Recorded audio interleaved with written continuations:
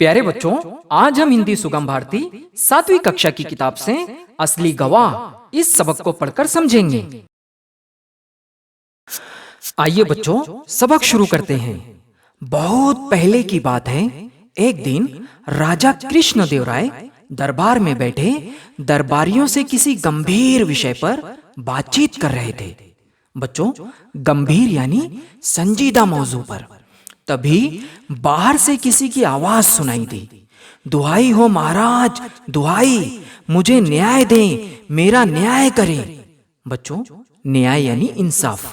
3 लोग आपस में लड़ते झगड़ते दरबार में पहुंचे।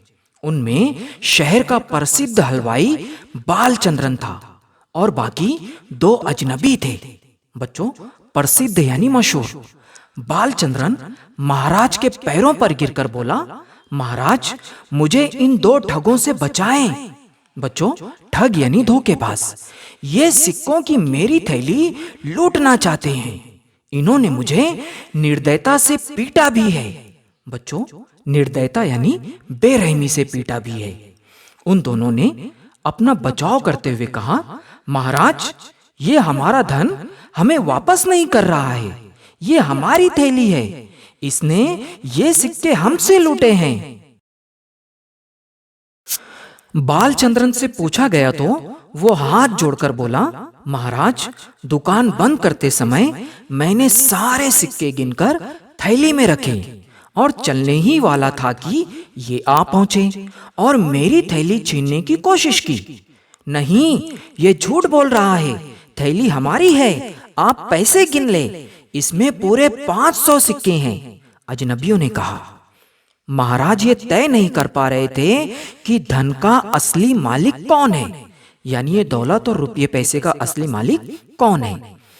गंभीर सोच विचार के बाद उन्होंने तेनालीराम से कहा, समस्या का पता लगाओ, यानी मसले का हल निकालो। असली अपराधी को सजा मिलनी चाहिए। बच्चों, अपराधी यानी मुजरिम। तेनालीराम उन तीनों को कोने में ले गए और फिर से पूछताछ प्रारंभ की, यानी शुरू की। उन्हें यही लगा कि बालचंद्रन नामी हलवाई है, यानी मशहूर हलवाई है। वो ऐसी हरकत नहीं कर सकता, पर उसकी बेगुनाही साबित भी तो करनी चाहिए थी। कोई गवाह भी मौजूद नहीं था। तभी उनके दिमाग की बत्ती जल उठी। उन्हें एक तरकीब सूझी। उन्होंने सिपाही को आदेश दिया, यानी हुक्म दिया, एक बड़े बर्तन में उबलता पानी लाओ। दरबार में सभी के चेहरों पर परेशानी थी। वे हैरान थे कि भला उबलते पानी का यहाँ क्या काम था। उबलते पानी का बर्तन एक चौकी पर रखा गया। तेनालीराम ने सारे सिक्के गर्म पानी में डाल दिए।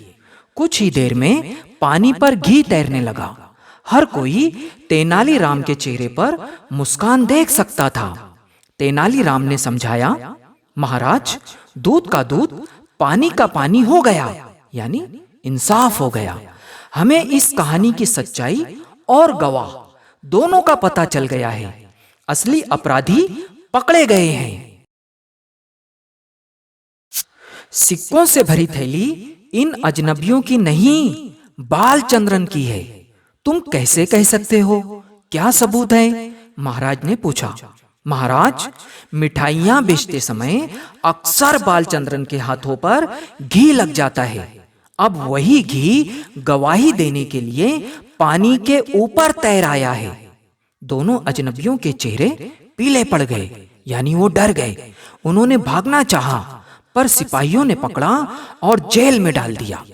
बालचंद्रन तेनालीराम को धन्यवाद दे खुशी खुशी लौट गया।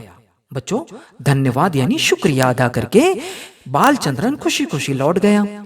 उसे सिक्कों की थैली वापस मिल गई थी।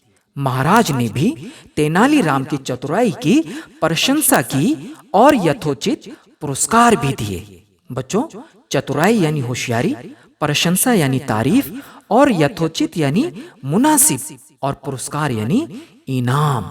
यानी महाराज ने तेनालीराम की होशियारी की तारीफ की और उसे मुनासिब इनाम भी दिया।